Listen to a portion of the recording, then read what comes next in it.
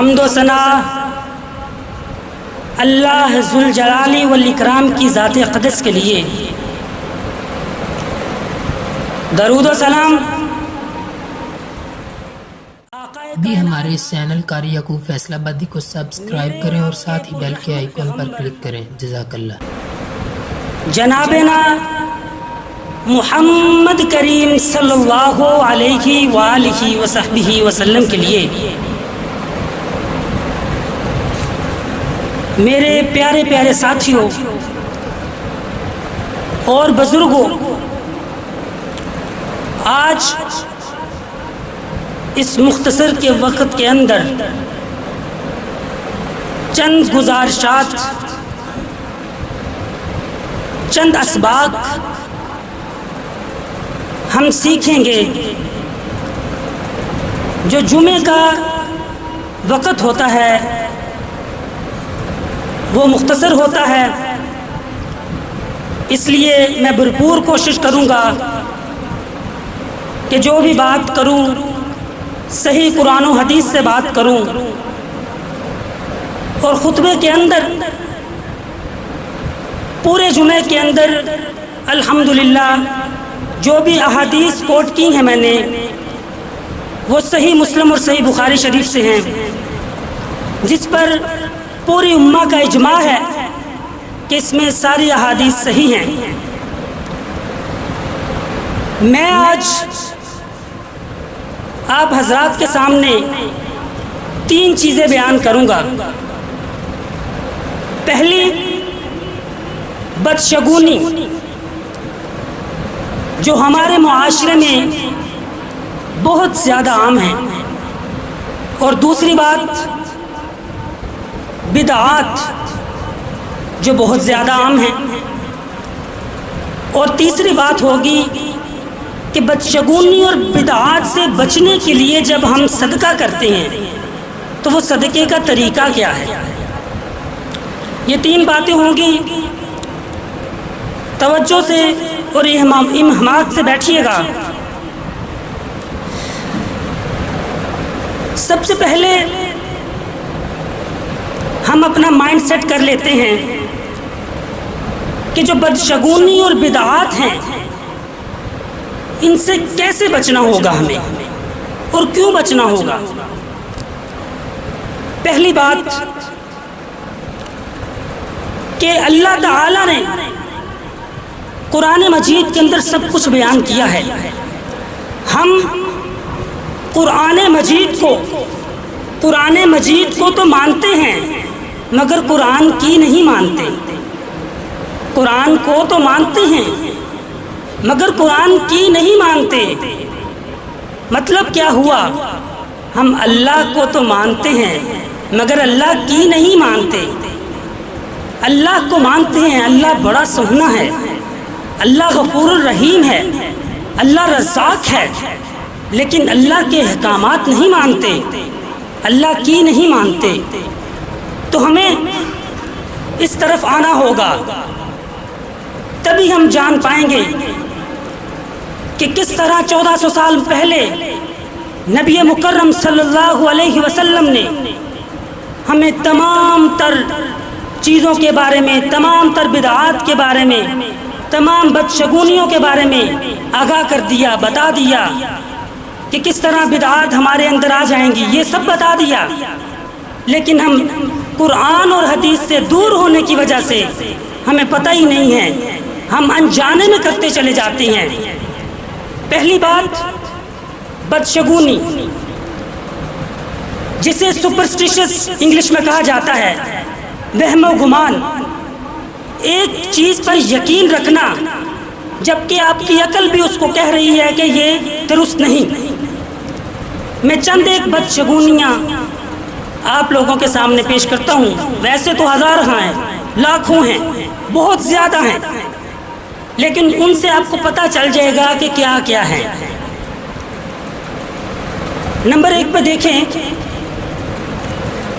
کسی بھی گھر میں جب کوے کی آواز آتی ہے، کوا بولتا ہے، کائیں گے کرتا ہے، تو گھر میں سے کوئی بولتا ہے کہ آج ہمارے گھر بتائیے مہمان آنے ہیں، بتائیے آپ کو اس کی عقل، آپ کی عقل اس کو تسلیم کرتی ہے؟ کیا کوا مہمانوں سے پوچھ کر آیا ہے یا مہمانوں نے اسے بھیجا ہے کہ جا کے بتاؤ جی میں آ رہا ہوں؟ اگر خدا نہ خواستہ مہمان اس دن آ گئے تو ان کا یقین تو پکا ہو گیا۔ اب سمجھیں کہ یہ عقیدے کا کتنا بڑا مسئلہ ہے کہ جب ہم کسی بدشگونی پر اعتماد کر لیتے ہیں، اس کے اوپر ہم یقین کر لیتے ہیں تو ہمارا عقیدہ خراب ہو جاتا ہے اور ہم انجانے میں شرک کر لیتے ہیں، ہمیں پتہ بھی نہیں چلتا۔ دوسری بات جو معاشرے میں عام ہے، اب دیکھیں کہ جب بھی چھینک آتی ہے تو ساتھ والا کیا کہتا ہے؟ یہ چھینکنے والا خود ہی کہہ دیتا ہے کہ یار مجھے نا کوئی یاد کر رہا ہے، یا ساتھ بیٹھا کہہ دیتا ہے کہ آج نا تجھے بہت کوئی یاد کر رہا ہے جو تجھے چھینکیں آ رہی ہے۔ یہ بدشگونی ہے میرے بھائیوں، اس سے بچو۔ اگر آپ ایسے جملے بولتے ہیں تو اس سے آپ لوگ اعراض کرو اور دوسروں کو بھی بتاؤ کہ دین میں ان کا کوئی حصہ نہیں ہے۔ آپ دیکھیں گھروں میں وہ نا خالی کینچی نہ چلاؤ، کیوں؟ گھر میں لڑائیاں پڑ جائیں گی جی خالی کینچی چلانے سے۔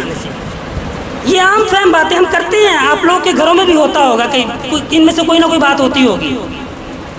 آگے دیکھیں جی، سفر پہ نکلے ہیں، بلی آگے سے گزری ہے، رستہ کاٹ گئی ہے، وہاں پہ بریک لگا دی حضرت صاحب نے، جی آگے سفر نہیں کرنا۔ کیوں؟ بلی نے رستہ کاٹ لیا، لہٰذا ہمارا سفر جو ہے وہ اب خوشگوار نہیں ہوگا، اس میں مصائب کا سامنا کرنا پڑے گا ہمیں۔ اور خاص طور پر اگر کالی بلی رستہ کاٹ جائے پھر تو وہ پتہ نہیں کیا کیا صدقہ دیں گے، پتہ نہیں اس صدقے کا طریقہ بھی غلط، کیا کچھ کریں گے کہ ہمارے ساتھ پتہ نہیں اب کیا ہو جانا ہے۔ اس کے بعد دیکھیں کچھ ہندسوں کو، غالباً 13 کو، 3 کو، 33 اس طرح کے کچھ ہندسوں کو بھی جو وہ ہے انلکی سمجھا جاتا ہے۔ کہتے ہیں جی 13 نمبر سیٹ جو ہے نا وہ نہیں ہم نے لینی، 13 تاریخ کو کوئی کام نہیں کرنا، کوئی ڈیل نہیں کرنی، اپنی بزنس میں خسارہ ہو جائے گا۔ یہ ساری چیزیں، یہ بدشگونیاں پھیلائی ہوئی ہیں۔ آگے دیکھیں کہ الو کی آواز آ جائے نا تو اس کو منحوس سمجھتے ہیں کہ آج ہمارا دن اچھا نہیں گزرے گا، کل والا الو کی آواز آ گئی ہے۔ حالانکہ 1400 سال پہلے ہمارے پیارے نبی جناب نا محمد رسول اللہ صلی اللہ علیہ وسلم نے بتا دیا کہ الو کی آواز میں کوئی نحوست نہیں ہے۔ اللہ کے نبی نے تو تب بتا دیا اور ہم ابھی بھی اس پر اڑے ہوئے ہیں۔ کیا مطلب؟ ہم دین کے پاس نہیں آتے، ہم سمجھنے کی کوشش نہیں کرتے کہ دین ہے کیا۔ اللہ کے نبی نے سب کچھ بتا دیا اور ماہ سفر کو منحوس سمجھا جاتا ہے۔ ماہ سفر آ رہا ہے آگے، آپ دیکھیں گے اپنے ساتھیوں کو، کئی کہیں گے جی اس میں شادی نہیں کرنی ہم نے، اس میں کوئی ہم نے بزنس نہیں کرنا، کوئی کام نہیں کرنا، اور بہت زیادہ صدقات کیے جاتے ہیں اس میں۔ اور وہی میں نے جو پہلے بتایا کہ صدقے کا طریقہ غلط، پتہ ہی نہیں ہے۔ اور ماہ سفر کے متعلق بھی اللہ کے نبی نے بتایا تھا کہ ماہ سفر میں کوئی نحوست نہیں ہے۔ ایک اور بات، اگر کسی کا ذکر ہو رہا ہو تو اچانک سے وہ آدمی آ جائے تو کیا کہتے ہیں آپ لوگ؟ آپ بھائی تیری عمر بڑی لمبی ہے، تیرا ہی ذکر ہو رہا ہے، سنو، کہتے ہیں نا ہم لوگ۔ یہ بھی بدشگونی ہے۔ مجھے آپ ایک بات بتلائیں کہ عمر کو بڑھانے اور گھٹانے والا کون ہے؟ اللہ کی ذات ہے۔ جب کوئی بندہ آتا ہے تو کہتے ہیں جی تیرے آنے سے بارش ہونے لگ پڑی ہے۔ بارش کس کے حکم سے نازل ہوتی ہے؟ اللہ کے حکم سے۔ یہ بدشگونیاں ہمارا عقیدہ خراب کرتی ہیں، ہمیں شرک کی طرف لے جاتی ہیں، ہمیں ایسی باتوں کی طرف لے جاتی ہیں، ایسے اختیارات کی طرف لے جاتی ہیں جو صرف اور صرف اللہ کے پاس ہیں۔ حضرت محمد صلی اللہ علیہ وسلم، سب کہہ دیں بھائی صلی اللہ علیہ وسلم، ان کا آخری بیٹا لخت جگر سیدنا ابراہیم رضی اللہ عنہ ان کے ہاتھوں پہ ہیں، ان کی جان نکل رہی ہے، رو رہے ہیں، اللہ کے نبی بہت رو رہے ہیں۔ اس کے فوراً بعد کیا ہوتا ہے کہ سورج کو گرہن لگ جاتا ہے۔ صحیح بخاری شریف کی حدیث مبارکہ ہے تو سب لوگ باتیں کرنا شروع کر دیتے ہیں کہ محمد کے بیٹے کی وفات پہ سورج کو پکڑ لیا گیا، سورج کو اپنی گرفت میں لے لیا گیا۔ جب اللہ کے نبی کو یہ بات پتہ چلی، اللہ کے نبی باہر آئے، اللہ کے نبی نے فرمایا صحابہ لوگوں میری بات کو سنو، یہ سورج، یہ چاند، یہ اللہ کی نشانیاں ہیں، یہ اتنی بڑی بڑی اللہ تعالیٰ کی مخلوق ہیں، جب اللہ تعالیٰ ان کو پکڑ سکتا ہے، ان کی روشنیاں ختم کر سکتا ہے، تو میں تو انسان کیا چیز ہے؟ یہ میرے بیٹے کی وفات پر نہیں ہوا، اللہ تعالیٰ ان پر بھی اللہ تعالیٰ کی گرفت ہے۔ اس لیے اللہ کے نبی نے گرہن کے وقت میں نماز کا طریقہ بتلایا کہ اللہ تعالیٰ سے کس طرح رو رو کے معافیاں طلب کرنی ہے، اللہ تعالیٰ سے کس طرح رو رو کے اپنے گناہوں کو بخشوانا ہے۔ صحیح بخاری شریف کی حدیث ہے، سیدنا ابو ہریرہ رضی اللہ عنہ بیان کرتے ہیں کہ رسول اللہ صلی اللہ علیہ وسلم نے فرمایا لا عدوى ولا طیارہ ولا ہام ولا سفر۔ رسول مکرم صلی اللہ علیہ وسلم فرماتے ہیں کہ کوئی بیماری متعدی نہیں، الو کی آواز میں نحوست نہیں ہے، ماہ سفر نحوست نہیں ہے۔ 1400 سال پہلے اللہ کے نبی نے یہ باتیں ہم کو بتلائیں، لیکن لوگ آج بھی ماہ سفر کو منحوس جانتے ہیں۔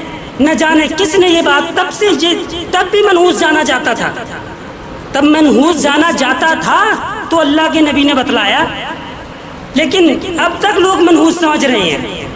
کیوں؟ ہماری دوری ہے، قرآن سے دوری ہے، ہماری حدیث سے دوری ہے، اس لیے ہم ان چیزوں کی طرف راغب ہوتے چلے جاتے ہیں۔ جب دوری قرآن سے برتتے ہیں تو ان کی چیزوں کی طرف رغبت ہو جاتی ہے، ہمیں پتہ ہی نہیں ہوتا کہ صحیح کیا اور غلط کیا ہے۔ دوسری بات، بدعات اتنی زیادہ ہمارے اندر رائج ہو گئی ہیں، اتنی زیادہ ہمارے اندر آ چکی ہیں کہ ہم سوچ نہیں سکتے، ہمیں پتہ ہی نہیں چلتا کہ ہم بدعت کر رہے ہیں اور وہ بدعت ہوتی ہے۔ اتنی زیادہ ہمارے اندر آ گئی ہیں، ہندوؤں سے خاص طور ہندوؤں سے بہت زیادہ رسم و رواج اور بدعات ہم میں آئی ہیں جو اسلام کا حصہ بن گئیں، اسلام میں بھی اسی طرح کیے جانے لگے۔ میں کیا کیا بتاؤں آپ لوگوں کو بھائیوں، اذان میں، نماز میں، صدقے میں، شادی بیاہ میں، فوتگی میں، حتیٰ کہ تقریباً دین کے ہر معاملے میں بدعت گھر کر چکی ہے۔ ہمارے اندر اس طرح پھیل گئی ہیں بدعتیں کہ ہمیں پتہ ہی نہیں چلتا کہ یہ بدعت ہے، اور پھر اسے کئی نام دے دیے گئے ہیں، بدعت حسنہ، بدعت فلانی، کہ بدعت حسنہ یہ اچھی ہے، یہ کر لینی چاہیے۔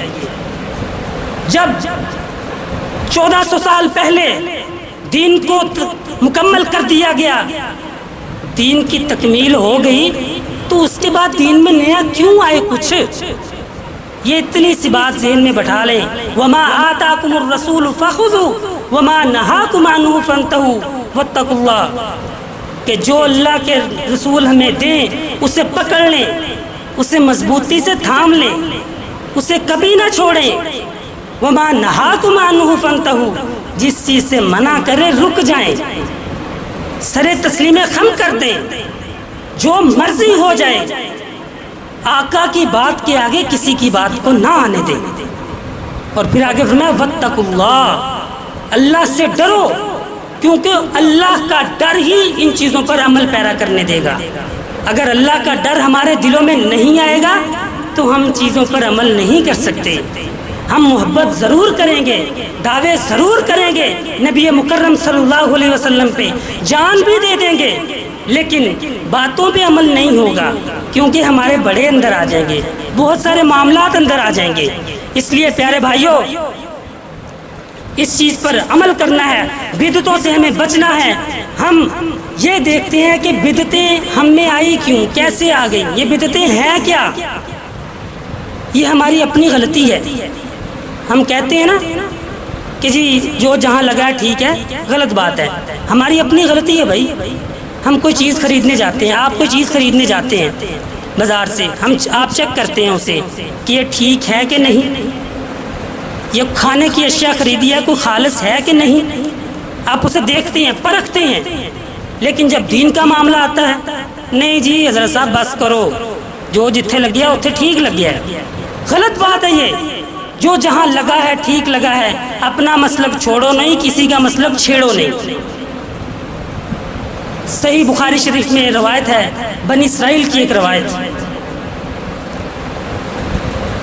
بنی اسرائیل کے جس طرح ہمارے اندر جمعے کا دن مکرم سمجھا جاتا ہے، اللہ تعالیٰ نے جمعے کے دن کو عزت دی ہے، اسے عید قرار دیا ہے، اسے فضیلت ہے، اسی طرح عیسائیوں میں اتوار کے دن کی فضیلت ہے، یہودیوں میں ہفتے کے دن کی فضیلت ہے۔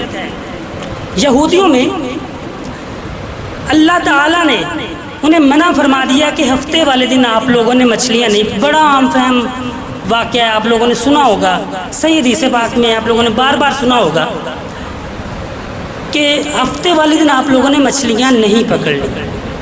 3 گروہ بن گئے، ایک گروہ جس نے کیا کیا کہ اس نے دریا کے کنارے پہ نا گڑھے کھود دیے۔ آپ کو پتہ ہے کہ جب جس چیز سے روکا جائے وہ چیز، وہ گناہ ہمارے آگے مزین ہو کے سامنے آ جائے گا۔ آپ سب کو مشاہدہ اس چیز سے گزرا ہوگا، ہفتے والے دن اتنی مچھلیوں نے اتنے جھنڈ میں آنا اور کھیلتے ہوئے آنا، جیسے باقی جانور کھیلتے ہیں، مچھلیاں بھی کھیلتی ہیں آپس میں، کھیلتے ہوئے اچھلتے آنا پانی کے اندر۔ تو انہوں نے کیا کہا کہ ہفتے والے دن تو مچھلیاں بڑی آتی ہیں، انہوں نے گڑھے کھود لیے اور ہفتے والے دن لہریں جب آنی مچھلیاں ان گڑھوں کے اندر، اور اگلے دن پکڑ کے کھا لینی۔ ہیلا تلاش کر لیا اور اس کے مطابق عمل شروع کر دیا۔ ایک گروہ نے کہا جی ہم تو اس کو نہیں روکتے، لیکن ہم خود بھی نہیں عمل کریں گے، خود ہی کر رہے ہیں، خود ہی پکڑے جائیں گے۔ نہ وہ روکتے تھے نہ وہ یہ عمل کرتے تھے۔ مگر تیسرا گروہ وہ انہیں روکتا تھا، وہ خدا کے بندو، اللہ نے ہمیں منع کیا ہے اس وقت، پورے ہمارے پاس پورا ہفتہ ہوتا ہے ایک دن کے علاوہ، تب ہم پکڑ کے کھائیں۔ اللہ نے ہمیں اس دن منع کیا ہے، رک جائیں، نہ کریں۔ اور نہ وہ خود کھاتے تھے نہ وہ دوسروں کو ان کو روکتے بھی تھے، اور خود بھی اس دن مچھلیاں نہیں پکڑتے تھے۔ آپ ایمان سے بتائیں کہ ان کے اندر ایک ایک چیز سے منع کرنے کی بنا پر عذاب دیا گیا، ماپ تول میں کمی پر عذاب دیا گیا، دیگر معاملات پر، زنا لواطت پر عذاب دیا گیا۔ آج ہم میں کون سا گناہ نہیں پایا جاتا؟ اپنے اپنے سینے میں جھانک کے دیکھیں، کون سا گناہ ہم میں نہیں ہے؟ کیا ہم ماپ تول میں کمی نہیں کرتے؟ کیا ہم ملاوٹ نہیں کرتے؟ کیا ہم اس معاشرے میں زنا کا ارتکاب نہیں کرتے؟ کئی لوگ کرتے ہیں، کئی اس طرح کے معاملات کرتے ہیں، لیکن یقین مانو اللہ کے نبی کی دعا ہے کہ ہم بچے ہوئے ہیں۔ اللہ کے نبی نے فرمایا تھا کہ اے اللہ میری امت کو یکے اکٹھے ایک دفعہ ہی ختم نہ کر دینا، میری امت ساری کو ختم نہ کر دینا، صرف اس لیے ہم بچے ہوئے ہیں، ورنہ انہیں ایک ایک گناہ پر پکڑ ہوتی تھی اور ساری قوم کو غرق کر دیا جاتا تھا، ساری قوم اللہ کے عذاب کی مستحق ہو جاتی تھی۔ خدا را دین کو سمجھیں، ابھی بھی توبہ کا دروازہ بند نہیں ہوا بھائیوں، توبہ کا دروازہ کھلا ہے۔ ابھی بھی تہجد کے وقت اللہ آسمان دنیا پر ہوتا ہے، وہ کہتا ہے کہ کوئی ہے جب مجھ سے معافی مانگ لے میں اسے معاف کر دوں، کوئی ہے جب مجھ سے آ کر گڑ گڑا کے کچھ بھی مانگ لے میں اس کی حاجت پوری کر دوں۔ لیکن ہم تو ساری رات جاگ لیں گے لیکن پھر بھی بنا نماز پڑھے ہی سو جائیں گے، تہجد تو ہم نے کیا پڑھنی۔ بہرحال اللہ تعالیٰ نے ان 2 گروہوں پر عذاب بھیجا، جو پکڑتے تھے مچھلیوں کو اور جو نہ روکتے تھے نہ خود پکڑتے تھے، مگر ایک گروہ پر عذاب نہیں بھیجا۔ اللہ تعالیٰ نے عذاب اتنا سخت بھیجا کہ ان کی شکلوں کو متغیر کر دیا گیا، تبدیل کر دیا گیا بندر کی صورت میں۔ استغفر اللہ، نعوذ باللہ من ذالک۔ لیکن ہم اللہ کے نبی کی دعا کی وجہ سے بچے ہوئے ہیں۔ میرے بھائیوں، اسی طرح کوئی بھی کام ہوتا ہے اسے روکنا ہمارا فرض بنتا ہے. اگر ہم نہ روکیں گے، آپ لوگوں کو نہ آگاہ کریں گے، نہ بتلائیں گے، تو کل قیامت کے دن آپ لوگوں کے ہاتھ ہوں گے اور ہمارے گریبان ہوں گے، اور آپ لوگ اللہ سے کہیں گے کہ یا اللہ ان کو دوہرا عذاب دے، کیونکہ انہوں نے ہمیں بتلایا نہیں. ہمیں تو عذاب دے ہی رہا ہے، ان کو دوہرا عذاب دے. یہ دین پڑھنے کے بعد بھی ہم تک دین نہ پہنچا سکے. اس لیے ہم تو انشاءاللہ بتائیں گے، عمل کرنا وہ ہم سب پر لازم ہے. اگر عمل نہیں کریں گے تو اس کا نتیجہ بہت ہی بھیانک ہوگا. آگے چلتے ہیں. ایک چھوٹی سی حدیث مبارکہ آپ لوگوں کے سامنے، یہ بھی آپ لوگوں نے سنی ہوئی ہے. صحیح مسلم شریف کی حدیث ہے کہ اللہ کے نبی حوض پر انتظار کر رہے ہیں ہمارا، ہمیں پانی پلانے کے لیے، آب کوثر کے لیے انتظار کر رہے ہیں. آ رہے ہیں، امت آ رہی ہے اللہ کے نبی کی، چہرے چمک رہے ہیں، وضو والے اعضاء چمک رہے ہیں، رونق، شکلوں پہ رونق ہے، نورانی چہرے ہیں. ایک دم سے اندر دوار حائل ہو جائے گی، پردہ حائل ہو جائے گا. اللہ کے نبی کہیں گے یا اللہ یہ میرے امتی ہیں، ان کو مت روکو، ان کو آنے دو، یہ میرے پاس آ جائیں گے تو میں ان کو پانی پلا دوں گا. لیکن اللہ کہے گا آپ نہیں جانتے کہ انہوں نے آپ کے بعد دین میں کیا کیا بگاڑ پیدا کر دیے، دین میں کیا کیا بدعات جاری کر دی. یہی جاری کرنے والے تھے، دین کو جانتے ہوئے بھی یہ کام کرنے والے تھے. خدا را اس دن سے بچ جائیے، ابھی اپنا محاصرہ کر لیجئے. صحیح مشکاہ شریف کی حدیث ہے، اللہ کے نبی نے فرمایا کہ 73 فرقے میری امت کے ہوں گے، 72 جہنم میں جائیں گے، ایک جنت میں جائے گا. اور ایسا دور میری امت پر آئے گا کہ اس میں بدعات اس طرح سرایت کر جائیں گی جس طرح باولے کتے کے کاٹنے پر اس کا اثر کاٹنے والے کے خون میں، اس کے رشوں، اس کے ریشوں میں، اس کے جسم میں سرایت کر جاتا ہے، وہ بھی پاگل ہو جاتا ہے. اس طرح بدعات سرایت کر جائیں گی. اور آپ یقین مانیں کہ وہ دور اب ہے.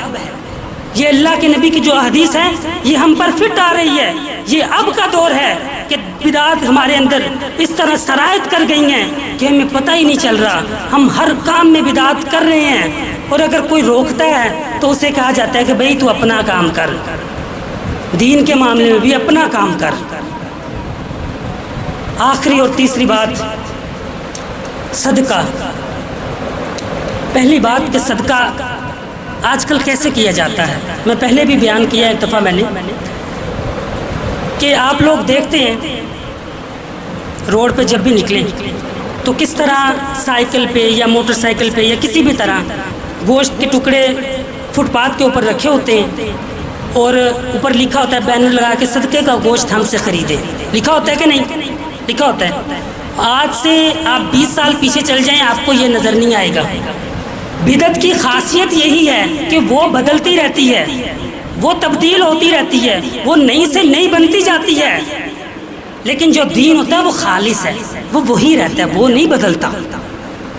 اور پھر یہاں تک بس نہیں، ایک تو لگا لیا، پھر اوپر نہ ایک حدیث کوٹ کی ہوتی ہے.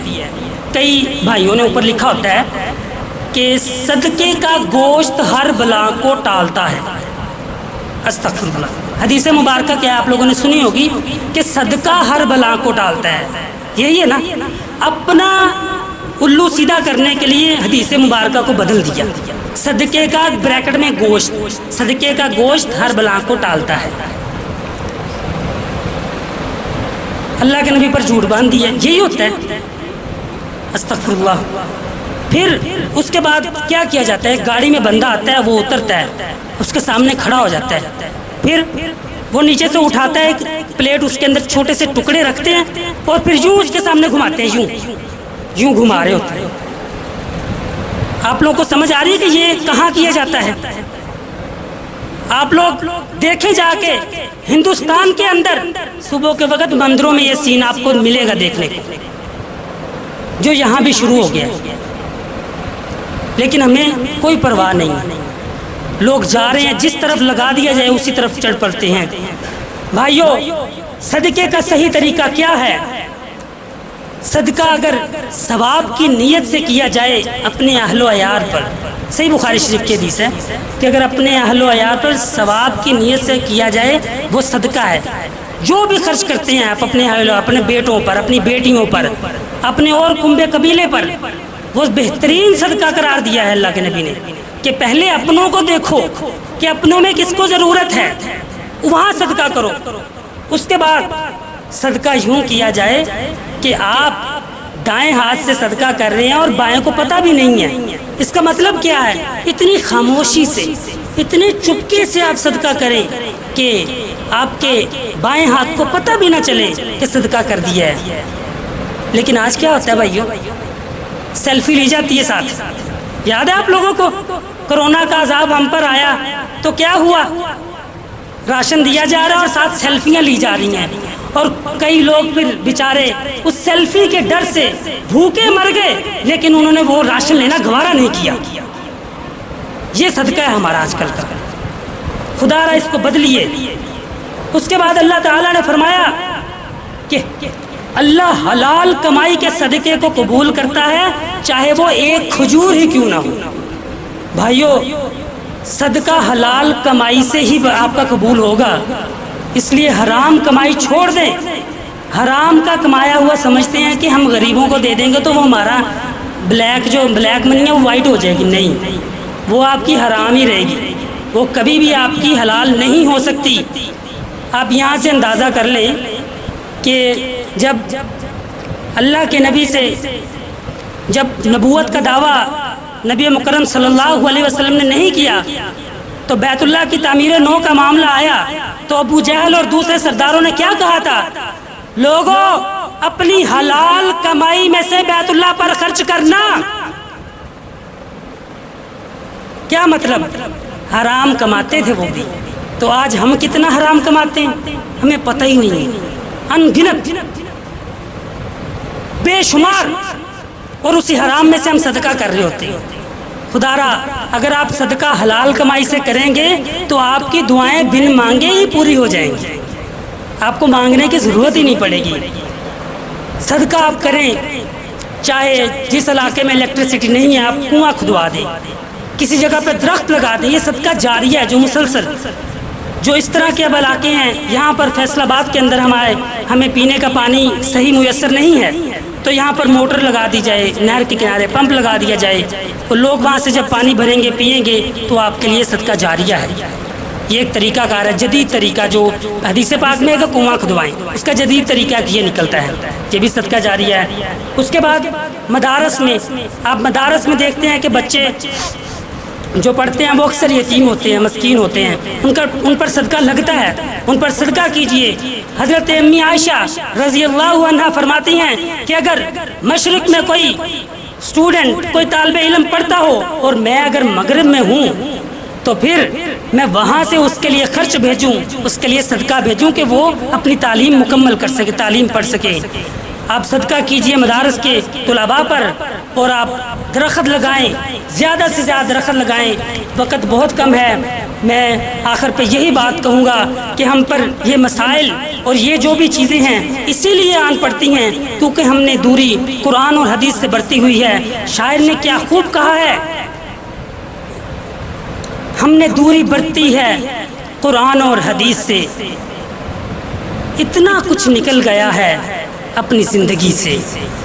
ہم نے دوری برتی ہے قرآن اور حدیث سے، کتنا کچھ نکل گیا ہے اپنی زندگی سے۔